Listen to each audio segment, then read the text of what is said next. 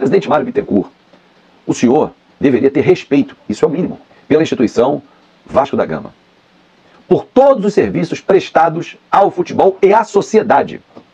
E o senhor sabe tão bem que o seu clube negava a presença do negro, por isso passava um pó de arroz para que eles não ficassem negros em campo. E o Vasco, na resposta histórica, que ano que vem completa 100 anos, aceitou o negro, o operário, o pobre e saiu da liga por não aceitar a imposição dos clubes da Zona Sul do Rio de Janeiro, e o único clube grande da Zona Norte saiu de cena, fazendo assim uma resposta histórica. Aliás, presidente do Fluminense, foi esse clube que aceitou negros, operários, pobres, na década de 20 do século passado? Aê, boa, vamos lá, vamos lá. Lucas Oliveira. Lucas, posso te pedir só um favor? Botar essa lapela aqui por baixo da tua... Ah, você ainda vai levantar, perdão. É. Depois bota a lapela, depois eu boto a lapela nele. Fala aí, galera, é isso aí. Chegamos aí já em pé, sem cair deitado, sem dormir.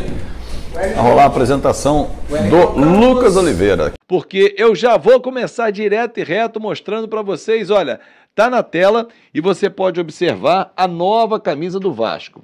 Camisa número 2, a camisa branca do Vasco, que está gerando muita discussão entre os torcedores.